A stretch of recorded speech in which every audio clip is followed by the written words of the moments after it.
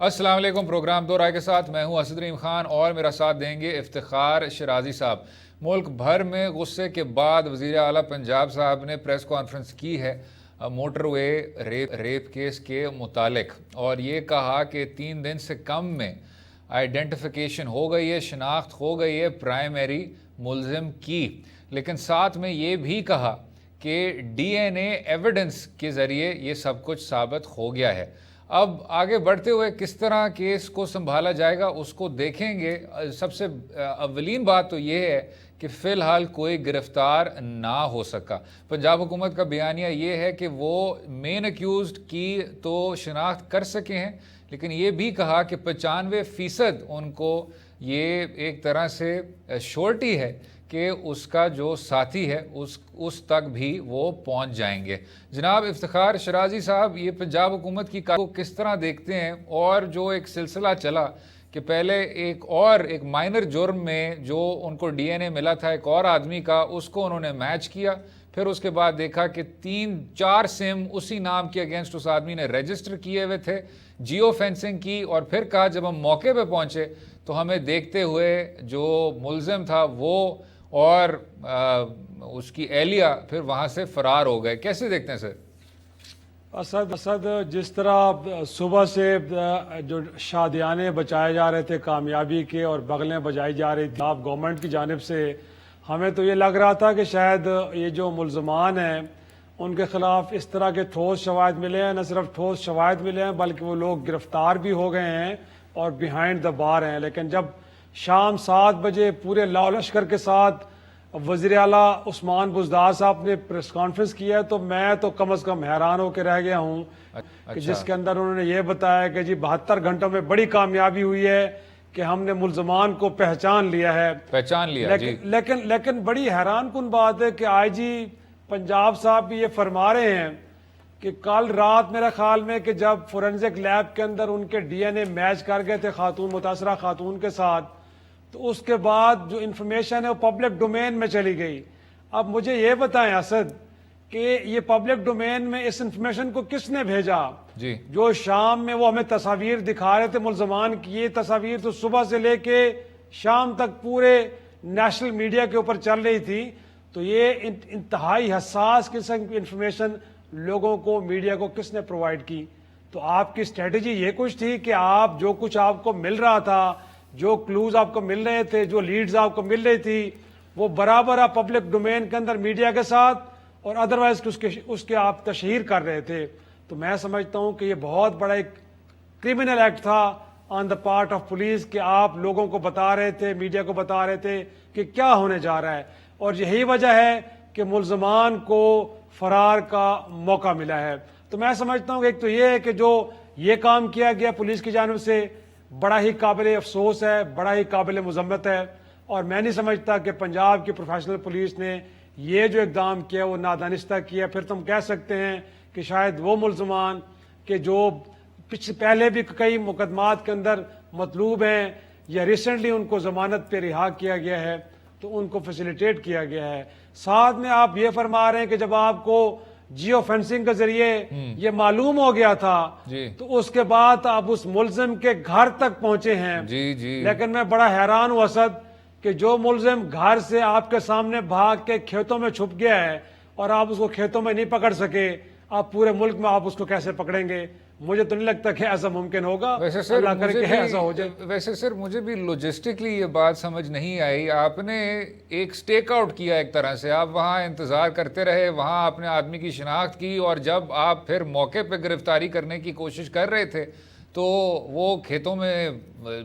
چلے گئے، بھاگ گئے، فرار ہو گئے۔ یہ لوجسٹکلی آپ کو اس چیز کی سمجھ آتی ہے؟ مجھے بالکل سمجھ نہیں آ رہی، اور آپ کی پولیس گویا کہ وہ تعداد میں کم تھے، کوئی اسٹریٹجیز کے فلاؤ تھے، کیا پرابلم تھی کہ ایک شخص آپ کے سامنے اور سر خاتون کو ساتھ لے گئے، خاتون کو ساتھ لے کے گیا ہے، وہ کھیت کتنے بڑے ہوں گے، یا آپ نے کوئی 2-4 لوگ بھجوائے تھے، کیونکہ ایک آدمی بھجوایا تھا سادہ کپڑوں میں جس نے آپ کا خیال تھا کہ وہ گھر میں بیٹھا ہوگا چارپائی پہ اور ہم بڑے آرام سے جا کے اس کو پکڑ لیں گے؟ بھائی صبح سے میڈیا کے اوپر یہ خبریں چل رہی ہیں اور جرم کرنے والے لوگ ان چیزوں کے اوپر بڑی نظر رکھتے ہیں، اور تم یقینی طور پہ وہ بندہ الرٹ تو ضرور ہوگا، لیکن آپ کی اسٹریٹجی یہ تھی کہ آپ اگرچہ ایک سادہ کپڑوں میں سویلین گاڑی میں گئے ہیں، اور اس کے بعد آپ نے دیکھا بھی ہے کہ وہ شخص اپنی بیوی کے ساتھ بھاگ کے کھیتوں میں کہیں جا رہا ہے، اور آپ دیکھتے رہے، اور جب آپ کو اس بات کا یقین ہو گیا کہ وہ گھر سے بھاگ گیا اپنی بچی کو چھوڑ کے، تو آپ گئے وہاں پہ، کچھ اور شواہد تو آپ نے لے لیے، لیکن آپ نے نہ اس کو چیز کیا ہے نہ اس کو پکڑا ہے، اور اب آپ یہ فرما رہے ہیں کہ اب آپ اس کو گرفتار کرنے کے لیے آپ نے ٹیمیں تشکیل دے دی ہیں۔ بھائی بڑا بہترین موقع تھا، آپ وہاں پہ کرتے، اور آپ نے کتنی نفری بھیجی ہے، آجی صاحب یہ بھی بتاتے کتنے لوگ گئے تھے اور آپ کی اسٹریٹجی کیا تھی؟ یقینی طور پہ آپ کو اس کو کارڈن آف کرنا چاہیے تھا، چاروں اطراف میں آپ کو پولیس کی نفری کو ڈپلائے کرنا چاہیے تھا، کہیں سے بھی بھاگنے کی کوشش کرتا تو آپ کو پکڑنا چاہیے تھا۔ تو میں حیران ہوں، اور ساتھ میں ایسا دوسرا جو میں پہلو ڈسکس کرنا چاہوں گا وہ یہ ہے جی کہ میں حیران ہوں کہ ایک شخص جو 8 مقدمات میں مطلوب ہے، جی اس شخص کی ضمانت کیسے ہو گئی؟ اور دوسرے شخص کے بارے میں بتایا جا رہا ہے کہ 14 روز گویا کہ 2 ہفتے پہلے جو ان کا جو ساتھی ہے وہ بھی کسی مقدمے میں ضمانت پہ رہا ہوا ہے۔ میں پنڈی کے کیس کا حوالہ یہاں پہ ضرور دوں گا۔ اسد کو 1.5 ماہ پہلے راول پنڈی کے علاقے چونترا میں ایک شخص نے گھر میں جا کے 9 افراد کا قتل کیا ہے، اور وہ شخص 302 گویا کے اقدام قتل کے اندر ضمانت پہ رہا ہوا تھا۔ تو میں عدالتوں پہ، یا تو عدالتیں پتہ نہیں کس طرح کے فیصلے دے رہی ہیں، یا پھر پولیس کی جانب پہ اتنی ویک ایویڈنس پرووائڈ کی جاتی ہے کہ جس کا فائدہ سراسر ملزم کو ہوتا ہے۔ یہ جو چونترا کا کیس ہو یا یہ جو شخص عابد ہے جو 8 مقدمات کے اندر ایک طرح سے اس کے خلاف مقدمات چل رہے ہیں، لیکن وہ ضمانت کے اوپر باہر ہے اور وہ جرائم بھی مسلسل کر رہا ہے۔ شرازی تو ہمیں صاحب اس عمل کو بھی دیکھنا چاہیے گا کہ کیا عدالتیں یہ ایسا کوئی کر رہی ہیں، یا پھر پولیس کینٹ کے اوپر۔ بزدار صاحب نے سہوال کے ثانیہ سہوال کا ذکر کیا اور فرما رہے ہیں اس شخص کے بارے میں کہ جس کا لاء کا بیک گراؤنڈ ہے، جو پریکٹسنگ لائر رہے ہیں، وہ کہہ رہے ہیں کہ جی ہمارا کام تھا ملزموں کو پکڑ کے عدالت کے حوالے کرنا۔ بھائی آپ کا کام صرف اتنا نہیں ہے، بھائی آپ کی پولیس فورس کا کام یہ بھی ہے کہ جو شواہد ہیں سر، ویسے سر آنیسٹلی سر مجھے حیرت ہوئی ہے، کیونکہ آپ عدالت عظمیٰ کے فیصلے اٹھا لیں اس موضوع پہ، تفتیش کا اتنا بنیادی کردار ہے کہ آپ اس کے بغیر آدمی کی کنوکشن کر ہی نہیں سکتے۔ تفتیش کا، تحقیق کا، وہ تو یہ تک کہتے ہیں سر کہ پولیس افسر کا اس میں بنیادی کردار ہے کہ وہ حقیقت تک پہنچ سکے۔ پولیس افسر کے بغیر آپ چین کو مکمل کر نہیں سکتے۔ اس سے آگے بڑھ کر سر استغاثہ کا کردار ہے، اور استغاثہ ریاست سے جڑا ہوا ہوتا ہے، مستقل جڑا ہوا ہوتا ہے۔ جب تک ان کے آپس کے اس طرح کے روابط نہ ہو، کوارڈینیشن نہ ہو، تو آپ آدمی کو کس طرح کیفر کردار تک پہنچائیں گے؟ تو مجھے تو اس جملے کی بالکل سمجھ نہیں آئی۔ صحیح بالکل۔ تو میں یہی کہہ رہا ہوں کہ آپ صرف آپ کی ذمہ داری یہی ہے کہ ملزمان کو گرفتار کر کے عدالتوں تک پہنچائیں۔ استغاثہ یقینی طور پہ، اور 90% مور دین 90% کہا جاتا ہے کیس اسی بنیاد پہ ڈیسائیڈ ہوتا ہے کہ آپ نے تفتیش کو کیسے لے کے چلے ہیں اور آپ نے ایویڈنس کو کس طرح محفوظ بنایا ہے۔ بالکل، اگر یہ چیزیں نہیں ہوتی تو یقینی طور پہ بہت سارے کیسز کے اندر ہم نے دیکھا کہ ایون کہ سپریم کورٹ کے اندر بھی جب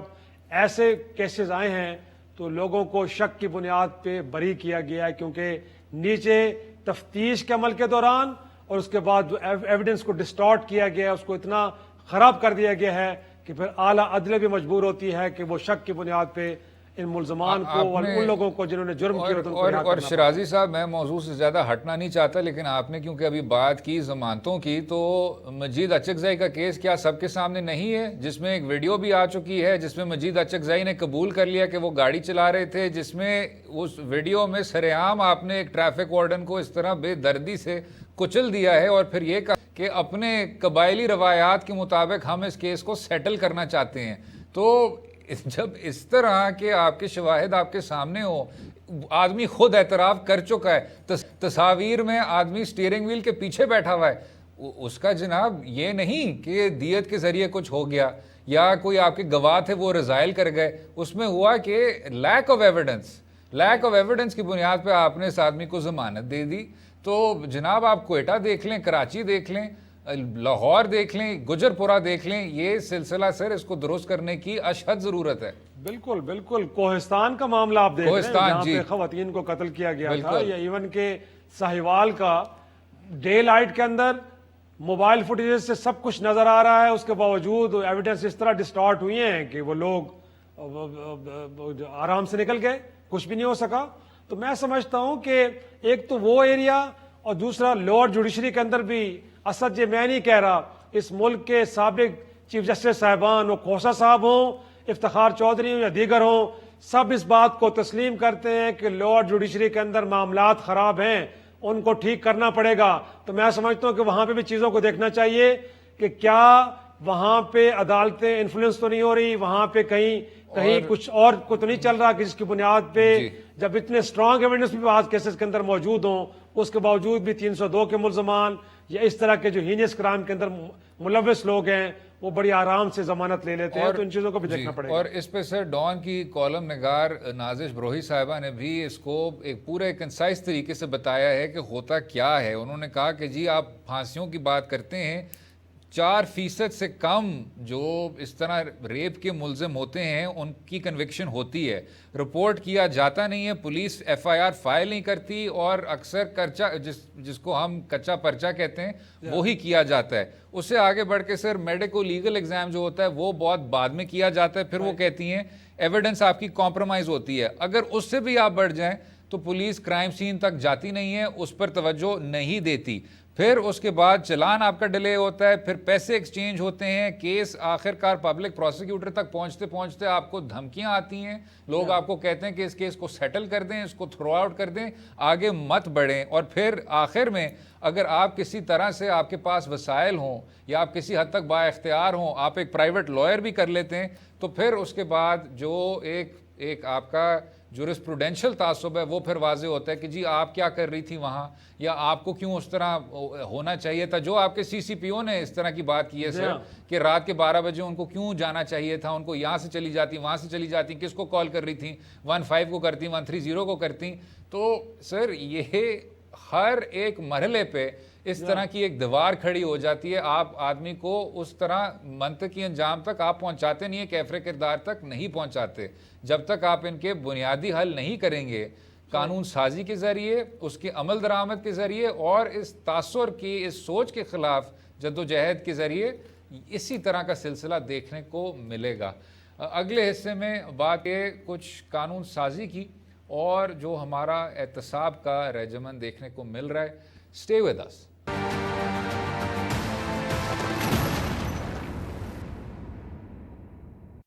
بات کریں گے احتساب کا کڑا شکنجہ کے متعلق. اب حزب اختلاف کا ایک طویل دور سے چلتا آ رہا ہے بیانیہ کہ احتساب کا جو گھیرا ہے وہ صرف اور صرف اپوزیشن کے لیے ہے اور یک طرفہ اکاؤنٹیبلٹی کا سلسلہ جاری ہے.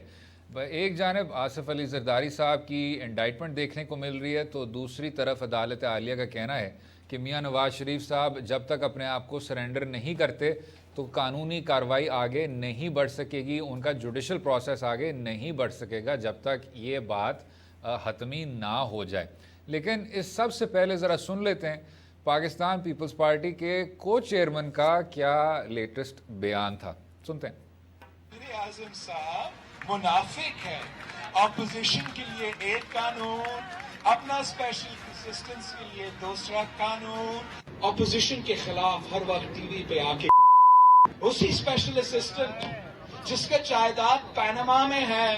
وہ آج تک اسپیشل اسسٹنٹ ہے، اس کے خلاف کب JIT بنے گا، وہ کب گرفتار ہوگا، وہ کب حساب دے گا. اب اس کا کچھ کانٹیکسٹ پھر بھی یہ دینا چاہیے کہ حکومت وقت نے کہا کہ ہم سندھ حکومت کا ہاتھ تھامنا چاہتے ہیں، ساتھ مل کے چلیں گے اور کراچی کے شہریوں کے مسائل کو حل کریں گے. لیکن جو یہ یکجہتی تھی زیادہ دیر تک نہ چل سکی، اور حکومت وقت نے پھر کہا کہ حالانکہ سندھ حکومت قابل احترام ہے، قابل اعتماد نہیں ہے، اور ہم اپنا جو ایک قومی ٹرانسفارمیشن پیکج ہے، تاریخی پیکج ہے ہمارا، ہم ان کو نہیں دیں گے، ان کو اس کے فنڈز اور اس کی مالی معاونت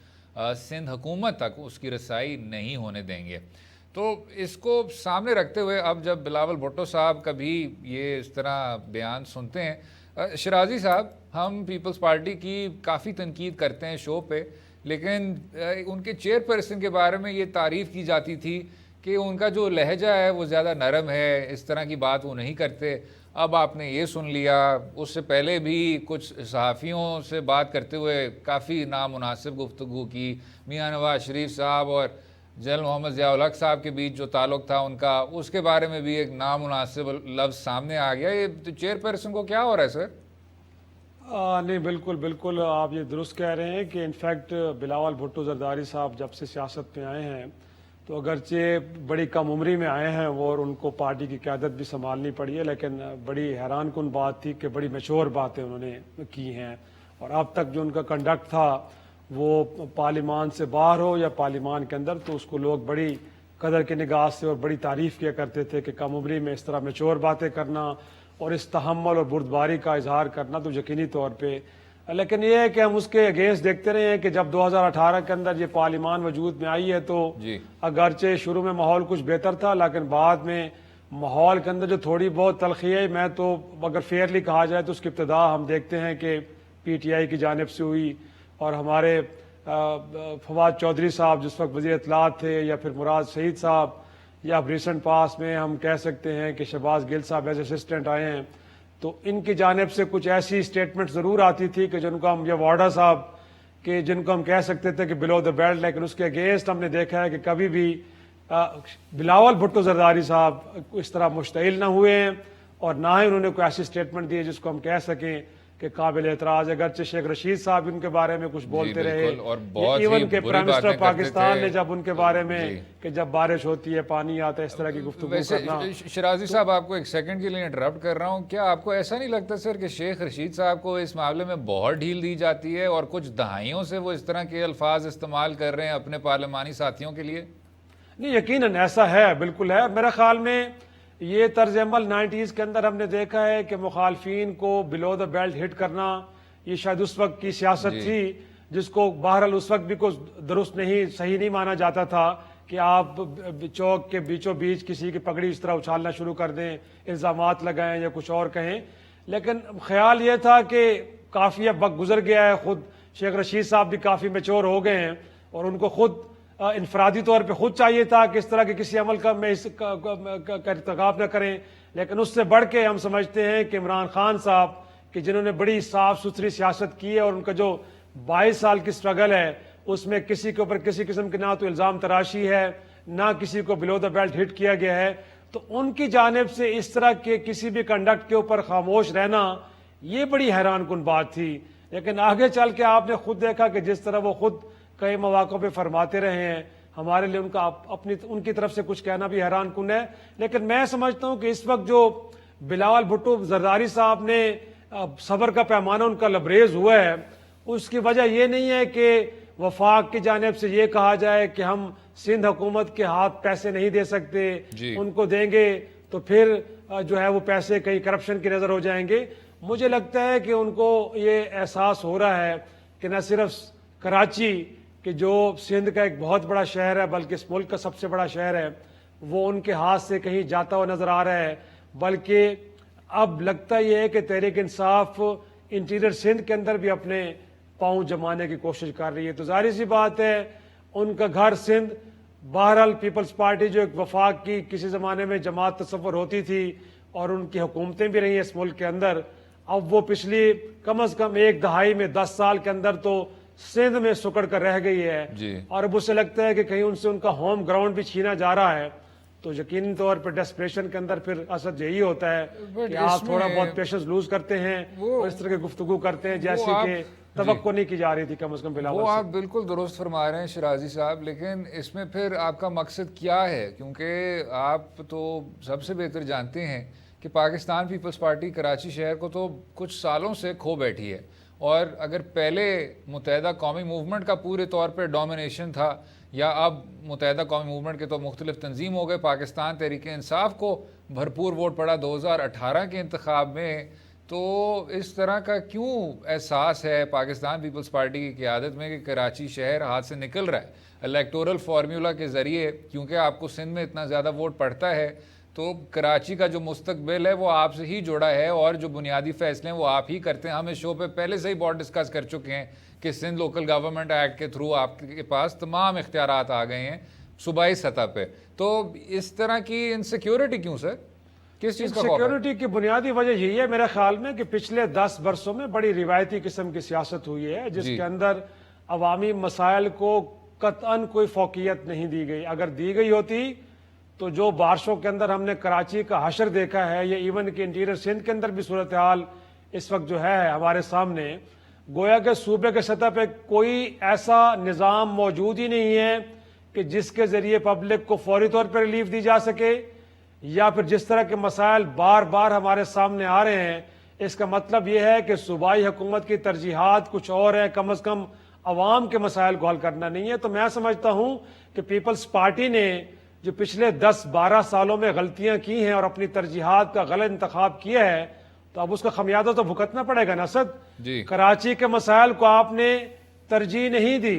آپ نے، آپ کے اتحادیوں نے مسائل کو حل نہیں کیا. اب تیسری جماعت ان مسائل کو اجاگر بھی کر رہی ہے اور ان کو حل کرنے کی کوشش کر رہی ہے. کوشش کتنی سنجیدہ ہیں اس کے اوپر ایک الگ ڈیبیٹ ہو سکتی ہے، لیکن ہم یہ ضرور کہیں گے کہ اس وقت کراچی کو مسائل سے نکالنے کے لیے جو لیڈ لے رہی ہے پارٹی، اس پارٹی کا نام تحریک انصاف ہے. اس پارٹی کا نام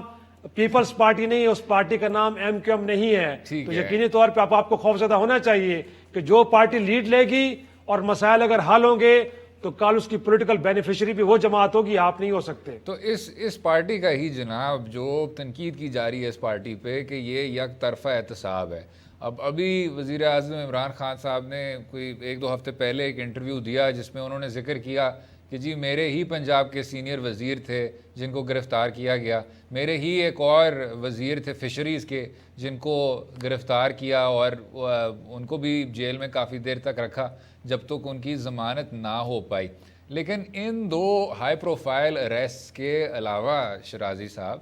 کیا ایسا نہیں ہے کہ مسلم لیگ کاف جو آپ کے اہم اتحادی ہیں ان پر مستقل کیس کھلے ہوئے ہیں؟ عدالت عظمیٰ تک کہہ چکی ہے کہ جی انہوں نے یہ ایشوز کیے ہوئے ہیں لینڈ کے حوالے سے، بحریہ ٹاؤن کے حوالے سے، تخت پڑی کیس، راولپنڈی فارسٹ لینڈ کے کیس میں، ان سب میں مسلم لیگ کاف کے بڑے بڑے لیڈران کے نام آ رہے ہیں. اس سے آگے بڑھ کے جو نیب کے کیسز ہیں وہ فائلیں کھلی ہوئی ہیں. PTI کے جو لیڈرز ہیں وہ امپلیکیٹ ہوئے ہیں، چاہے وہ چینی کا سکیم ہو، دیگر سکیم ہو، بات کی جاتی ہے مفادات کے ٹکراؤ کی. تو اس کرٹیسزم کے بارے میں کیا کیا جائے شرازی صاحب؟ یہ کہیں جا نہیں پا رہا. میں تو اس کو کوئی زیادہ اتنا بڑا جاندار کرٹیسزم نہیں سمجھتا. اور معذرت کے ساتھ خواجہ سعد رفیق کیس کے اندر بھی جو سپریم کورٹ کی بھی ججمنٹ آئی اس ضمانت کیس کے اندر، مجھے بتائیں اسد نیب کے ذریعے کون سی پولیٹیکل مینجمنٹ ہوئی ہے؟ کتنے MPs کا فارورڈ بلاک بنا ہے اور ان فارورڈ بلاک نے نون لیگ کو چھوڑا ہے، پیپلز پارٹی کو چھوڑا ہے اور وہ کہیں اور طرف چلے گئے ہیں. بھائی پولیٹیکل مینجمنٹ تو یہ ہوتی ہے کہ آپ MPs کو MNAs کو مجبور کر دیں کہ وہ پارٹی کے اندر ایک فارورڈ بلاک بنائیں جو ماضی میں بنتے رہے ہیں. اور میں آپ کو انٹرپٹ کر رہا ہوں کیونکہ کم وقت ہو رہا ہے تو بہتر ہے کہ یہ ڈائیلاگ فارمیٹ میں ہو. وہ شاید اس لیے ہے سر کہ اگر تمام قیادت، یہ اپوزیشن کا بیان ہی ہے، اگر تمام قیادت کو آپ گرفتار کر لیں گے تو کون سیاست کرے گا سر؟ آپ کو یاد ہوگا کہ وزیر اعظم جب نئے منتخب ہوئے تھے تو کوئی 10-11 لیڈران کے لگ بھگ پیپلز پارٹی سے تعلق رکھتے تھے، نون لیگ سے تعلق رکھتے تھے، سب اندر تھے. How can you do opposition under those circumstances? نہیں، لیکن اب تو میں نہیں سمجھتا کہ مین جو لیڈرشپ ہے وہ اندر ہے، سارے لوگ باہر ہیں. سر وہ کہتے ہیں شہباز شریف ہے، خاقان عباسی صاحب ہیں، ان کا کہنا ہے، سعد رفیق برادران ہیں، بلاول بھٹو ہیں، آصف زرداری ہیں، فریال تالپور صاحب ہے. کون ہے مجھے سوائے خورشید شاہ کے علاوہ کتنے لوگ ہیں جو جیلوں میں پڑے ہیں؟ بھائی ڈیولز ایڈوکیٹ سر وہ یہ کہہ رہے ہیں کہ جی ہم پہ یہ تلوار لٹک رہی ہے، ہم جب کوئی اس طرح کی بات کرتے ہیں، کوئی نوٹی بات بھی کرتے ہیں تو ایک دم سے ریفرنس زیادہ تگڑا ہو جاتا ہے، ایک دم سے کمپلینٹ آ جاتی ہے، ایک دم سے نیب حرکت میں آ جاتی ہے، اس وجہ سے ہم خاموش ہیں. شرازی صاحب لیکن Asad sorry to cut you, اگر ہائی کورٹ سے لے کے سپریم کورٹ تک اگر ان لوگوں کو ریلیف مل رہا ہے، ان کی ضمانتیں ہو رہی ہیں اور خواجہ برادران کے اندر اتنا ہارش ججمنٹ آئی ہے سپریم کورٹ کی، تو اس ملک کی عدالتیں آزاد ہیں. اور اگر آپ سمجھتے ہیں کہ آپ بے گناہ ہیں اور آپ کی پولیٹیکل وکٹمائزیشن ہو رہی ہے تو ان عدالتوں نے پہلے بھی آپ کو ضمانتیں دی ہیں، آپ بھی دیں گے. اس میں کون سی گھبرانے کی بات ہے؟ آپ ایک نیب سے ڈر رہے ہیں، اس نیب سے جن کے بارے میں، جن کی نالائکیوں کے اوپر خود عدالتیں مہر ثبت کر چکی ہیں کہ ان کے لوگ بہتر انداز میں انویسٹیگیشن نہیں کر پا رہے، کسی کیس کے اندر جو سکسیس ریٹ ہے وہ بہتر نہیں ہے. تو گھبرانے کی ضرورت نہیں ہے، عدالتیں آزاد ہیں. پہلے بھی ریلیف ملا آپ کو اور آگے جا کے بھی ملے گا. اس معاملے کے اوپر نیریٹو بلڈ نہ کریں. آپ کے خلاف کیسز جھوٹے ہیں, ان کو عدالتوں میں جا کے جھوٹا ثابت کریں. اور اس طرح کی چیزیں ظاہری سی باتیں ہوتی ہیں جب اپوزیشن میں ہوتی ہیں. تو گورنمنٹ میں جب آپ رہے ہیں اس کنڈکٹ کے بارے میں سوال تو ہوں گے. کل جب عمران خان صاحب ہوں گے اپوزیشن میں تو آپ بھی کر لیجئے گا. کیوں آپ گھبرا رہے ہیں اس بات سے؟ یہ بات سر آپ کی بالکل درست ہے کہ قانون سازی کے ذریعے آپ اس میں ترمیم تو لاتے نہیں ہیں. تو اگر اس کو مستقل آپ نے ایک ٹول کے طور پر استعمال کرنا ہے سیاسی مخالفین کے خلاف, آپ کرتے رہیں, لیکن اس کا کوئی تعمیری حل نہیں نکلے گا. اسی پر وقفہ لیں گے, کے بعد گفتگو جاری رہے گی. Stay with us. Welcome back to دو رائے. یاد ہوگا کہ 2007 میں جب لبنان کے مستقبل کے وزیر اعظم سعد حریری صاحب نے ایک بہت دکھ بھری ٹون میں کہا کہ میاں نواز شریف صاحب ہمارے جو ایک ہم نے وعدہ کیا ہوا تھا, آپس میں ایک معاہدہ کیا ہوا تھا, اس پر پورا نہ اتر سکے اور پاکستان جلدی لوٹ آئے, وہ ایک سلسلہ تھا. اور آج ہمیں جو دیکھنے کو مل رہا ہے, میاں نواز شریف صاحب کی وطن واپسی کے نعرے ایک بار پھر لگ رہے ہیں. اور اسی حکومت کی جانب سے جو کہا کرتی تھی کہ میاں نواز شریف صاحب کو اگر ہم چاہتے ہیں کہ وہ محفوظ رہیں اور ان کی جان کسی خطرے میں نہ ہو, اس وجہ سے ہم ان کو باہر جانے دے رہے ہیں فار ایمرجنسی میڈیکل لیو. اب بیچ میں عدالتوں کا بھی کہنا تھا کہ آر یا پار آپ کی ایک پوزیشن برقرار رہنی چاہیے اور بتائیں آپ کا موقف کیا ہے. لیکن دوسری جانب حکومت وقت کا کہنا ہے کہ میاں نواز شریف صاحب پچھلے 8 ماہ کسی ہسپتال میں ایڈمٹ نہیں ہوئے, اور کیونکہ اس طرح کی کوئی ایڈمیشن ہی نہیں ہو پائی تو کون سی تفتیش کے تھرو یہ پتہ کیا جائے کہ میاں صاحب کی صحت کا کیا حال ہے. اس سلسلے میں حکومت وقت کے جو نمائندے ہیں, کچھ منتخب نمائندے اور کچھ اعلیٰ مشیر اور معاون, ان کا کہنا ہے کہ ہم پوری کارروائی کر رہے ہیں میاں نواز شریف صاحب کو واپس لانے کی. یاد رہے کہ پرویز مشرف صاحب فی الحال واپس نہیں آئے. یاد رہے کہ الطاف حسین متحدہ قومی موومنٹ کے سابق لیڈر واپس نہ لا سکے, اور اب میاں نواز شریف صاحب کے بارے میں بھی یہی بات کی جا رہی ہے. جناب شرازی صاحب, عدالت عظمیٰ کے لیٹسٹ فیصلے کے روشنی میں جو ہم نے پچھلے شو پہ بھی ڈسکس کیا تھا فیک اکاؤنٹس کیس کا, کہ ہم کسی آدمی کو باہر نہیں جانے دیں گے جو کیو جمپ کرے گا, اور جو ہمارے باقی قیدی ہیں جو بند پڑے ہوئے ہیں ان کے ساتھ انفیئر ٹریٹمنٹ نہ ہو, میڈیکل ٹریٹمنٹ کے ایک آپشن کو ہم اس طرح اویل نہیں ہونے دیں گے. اس کو سامنے رکھتے ہوئے اس تمام اپوزیشن کے بیانیے کو اور حکومت وقت کے موقف کو کس طرح دیکھتے ہیں؟ شہزاد اکبر صاحب جو مزیر داخلہ ہیں اور کسی زمانے میں ایسٹ ریکوری یونٹ کے سربراہ بھی رہے ہیں, ان سے تو میری دست بستہ یہ ایک گزارش ہے کہ بھلے آپ نواز شریف صاحب کو لندن میں رہنے دیں, لیکن جو 6-8 ماہ پہلے آپ نے کچھ $7 بلین آپ نے کہا تھا کہ یہاں سے لوٹڈ منی کہاں کہاں پارک کی گئی دنیا میں, وہ ہم نے آئیڈینٹیفائی کر لی. تو میں کہتا ہوں اگر وہ لے کے آ جائے نصد تو بڑی مہربانی ہوگی, میاں صاحب کو ادھر ہی رہنے دیں. ٹھیک ہے, تو یہ کریں. دوسرا یہ ہے کہ وہ جو یہ فرما رہے ہیں کہ ہم اب ایک اس کے اوپر لیگل ایک ایفرٹ کرنے جا رہے ہیں, تو پہلے اپنے کابینہ میں جو پڑوس میں بیٹھے شیخ رشید صاحب سے تو پوچھیں کہ بھئی آپ کس انفارمیشن کی بنیاد پہ یہ فرما رہے ہیں کہ میاں نواز شریف صاحب ایک معاہدہ کر کے بیرون ملک گئے ہیں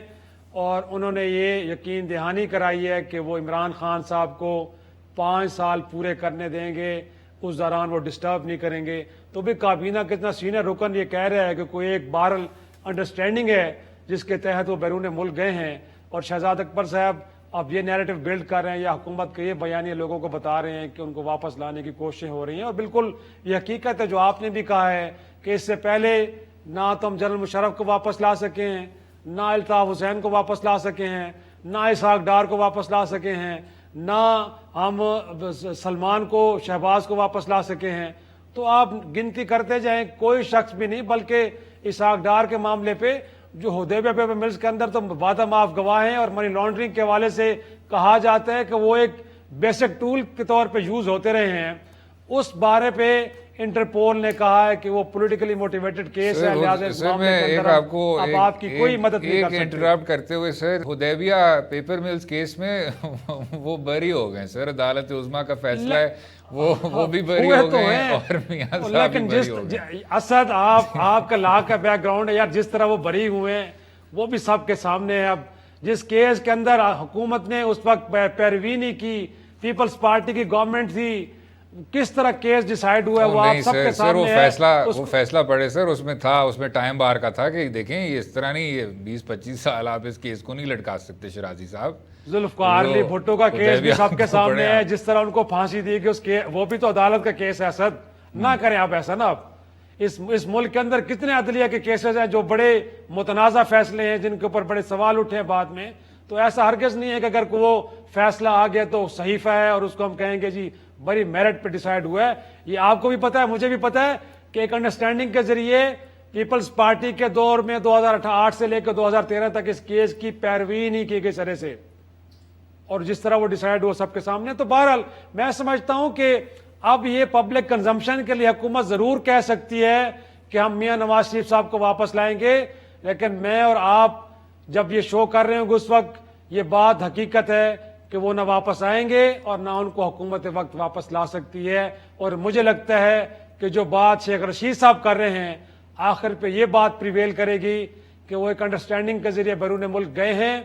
اور وہ انڈرسٹینڈنگ جس طرح 1999 کا معاہدہ کئی سال بعد سامنے آیا تھا رفیق حریری کی جو آپ نے بات کی ہے, وہ یقینی طور پہ ریٹرن ایگریمنٹ تھا. آج شاید وہ ریٹرن ایگریمنٹ نہ ہو, لیکن اس انڈرسٹینڈنگ کے کردار بعد میں خود بولیں گے. یہ اس انڈرسٹینڈنگ کے کردار بعد میں بولیں گے کہ ہاں ایک انڈرسٹینڈنگ تھی جس کے نتیجے میں ایک کنوکٹڈ شخص کو میڈیکل گراؤنڈز کے اوپر بیرون ملک جانے کی اجازت دی گئی. جناب اب جب پی ٹی آئی حکومت کا یہ ایک موقف آ گیا ہے کہ ہم ان لوگوں کو واپس لائیں گے, اور کلیئرلی اس میں بہت زیادہ رکاوٹیں ہیں, بین الاقوامی رکاوٹیں ہیں. پھر مسلم لیگ نواز کا کہنا ہے کہ جب تک میاں نواز شریف صاحب صحت یاب نہیں ہوتے تو ان کو ہم واپس آنے کا کہیں گے بھی نہیں. یہ کیا بیان بازی تک ہی محدود ہے پی ٹی آئی اور نواز لیگ کے بیچ؟ کیا اس کا کسی پالیسی سے تعلق ہے یا کسی بنیادی قدم سے تعلق ہے, اپوزیشن اسٹریٹجی سے کوئی تعلق ہے؟ آپ نے بڑا درست فرمایا کہ جو مشیر ہیں, مشیر داخلہ ہیں, ان کا ایک پورا پلان تھا, انہوں نے ایک لائحہ عمل طے کیا کہ ایسٹس کو ریکور کیا جائے گا. اب میاں نواز شریف صاحب کو آپ بغیر کسی شک کے واپس بھی لے آئیں اور کہیں کہ جی ان کا جو قانونی پروسیڈنگ ہے وہ چلتا رہے گا. از دس اے ڈسٹریکشن؟ مجھے یہی لگتا ہے انفیکٹ بنیادی طور پہ اب ظاہر سی بات ہے ہم نہیں جانتے کہ اس سارے معاملے کے کردار کون کون لوگ ہیں, لیکن دونوں جماعتیں اپنی جگہ پہ ایک بڑی آکورڈ پوزیشن میں ہیں. جی, تحریک انصاف کا بیانیہ یہی ہے کہ کسی کو NRO نہیں دیں گے, سب لٹیروں سے پیسے ان کی جیبوں سے نکالیں گے, لیکن عملاً ایسا ہرگز نہیں ہو رہا, بلکہ ایک ایسا شخص پاکستان کی تاریخ میں پہلی بار مجرم کو جہاز میں بٹھا کے بیرون ملک روانہ کیا گیا. تو پی ٹی آئی اب اپنا کیا مطلب فیس سیونگ کے لیے کیا کرے؟ یہی کہے گی کہ جب ہم کوشش کر رہے ہیں, عدالتوں نے چھوڑا, ہم نے تو بالکل مجبوراً کیونکہ عدالتی فیصلہ آ گیا تو ان کا نام اس سے نکالنا پڑا. میڈیکل رپورٹ سے ہی بتا رہی تھی کہ وہ مرنے والے ہیں, ان کو باہر نہ بھیجا, ملک کے اندر ان کا علاج ہو نہیں سکتا تھا. بٹ دوسری طرف نون لیگ ہے, یقینی طور پر اس نے یہی بیانیہ بنانا ہے کہ اس حکومت نے خود فیسیلیٹیٹ کیا. اب وہ یہ تو بتا نہیں سکتے کہ ان کا بیرون ملک علاج ہو رہا ہے, تو پھر اس کی تفصیلات بتائیں, کیا علاج ہوا ہے؟ کوئی علاج نہیں ہو رہا. اب کہا یہ جا رہا ہے کہ کیونکہ اس حکومت کو لگ رہا تھا کہ میاں نواز شریف یہاں پہ رہیں گے تو ان کی سموتھ جرنی نہیں ہوگی, تو لہٰذا خود فیسیلیٹیٹ کر کے بیرون ملک بھیجا, اور اب یہ کہہ رہے ہیں کہ وطن واپس نہیں آ رہے, اب تو علاج کرا کے آئیں گے. علاج کیا ہونا ہے کسی کو کچھ معلوم نہیں ہے, خود میاں صاحب کو بھی نہیں معلوم کہ ان کا کیا علاج ہونا ہے. نہیں جناب, دونوں ہی سیاسی جماعتوں کے بیانیے میں بھی اور کارروائی میں بھی نہ صرف بنیادی کوتاہیاں دیکھنے کو ملی, ساتھ میں کچھ جس طرح کہتے ہیں نیریٹو انکنسسٹنسیز, بنیادی تضادات بھی سننے کو ملے. اب شاید ان کو اس پوائنٹ سے اب آگے بڑھ جانا چاہیے. اگر پاکستان تحریک انصاف اپنے احتساب کی کارروائی کو سنجیدگی سے